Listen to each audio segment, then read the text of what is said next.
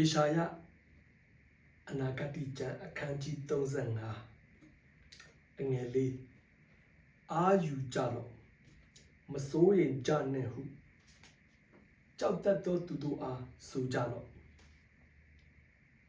အကြောင်းမူကားသင်တို့၏ဖျားသခင်သည်အပြစ်ပေးလျက်တန်စီရင်လက်ကြွလာတော်မူလိမ့်မည်ဖျားသခင်သည်ကိုယ်တော်တိုင်ကြွလာ၍သင်တို့ကိုကယ်တင်တော်မူလိမ့်မည်နော်အာယူမဟုတ်နော်ခဏလေးပဲစက္ကန့်ပိုင်းလေးပဲအာယူလေဆိုတာမြန်တယ်မကြောက်ဘူးဘာမှမစဉ်းစားနဲ့အာယူလိုက်ခက်တည်းပေါ့နော်မစိုးရင်လည်းဘာမှမစိုးရင်လည်းယေရှုခရစ်တော်ဘုရားကပြောထားပြီးသားအဘယ်သူဒီစိုးရင်ခြင်းအဖြစ်မိမိအသက်တာကိုတောင်ခန့်မြတိုးပွားစေနိုင်တနည်းယေရှုခရစ်တော်ဘုရားဖန်ဆင်းအုပ်ချုပ်တဲ့ကမ္ဘာလောကကြီးမှာဘာမှမစိုးရင်လည်းခရစ်ယာန်တွေယုံကြည်သူညီအကိုမောင်နှမတွေဘာမှမပူနဲ့ယေရှုခရစ်တော်ဘုရားတာဝန်ယူလိမ့်မယ်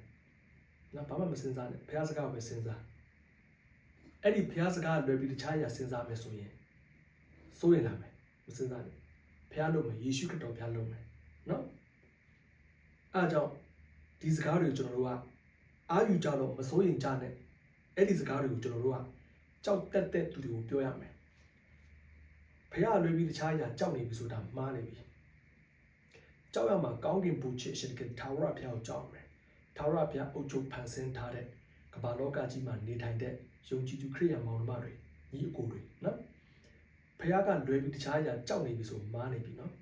ထာဝရဘုရားပဲကြောက်မယ်ထာဝရဘုရားကြောက်တယ်ဆိုတော့ဘုရားစကားနားထောင်တာနေတဲ့ဆူတောင်းကျမ်းစာဖတ်ပြီးဘာမှမလုပ်ခင်ဘုရားလက်ထက်ထည့်တာဘုရားကိုပဲအကူအညီတောင်းတာဘုရားကိုပဲယင်ဖွင့်တာ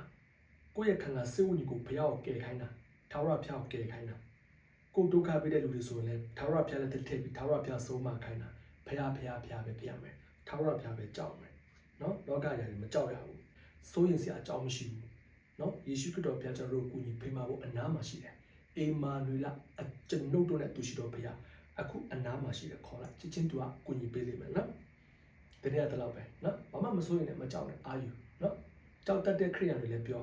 ထာဝရဘုရားပဲကြောက်လောကရာတွေကြောက်စရာမလို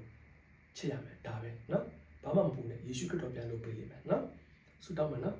တရှင်တော်ဝင်တော်ခင်ယေရှုခရစ်တော်နာမနဲ့ဖိတ်ခေါ်ရဲဒီဗီဒီယိုကလစ်ကိုကြည့်ရှုတဲ့ညီကိုမောင်နှမတယောက်မှမကြံကိုတရှင်တော်ဝင်တော်မီးနဲ့တကူလုံးနေ့တိုင်းအချိန်တိုင်းတစ်လုံးမီးရှို့တော်မူပါတရှင်တော်ဝင်တော်ကိုနဲ့ပြေဝစေပါသခင်ယေရှုခရစ်တော်နာမတော်ဖြင့်ဆုတောင်းကောင်းချီးပေးလိုက်ပြီးအာမင်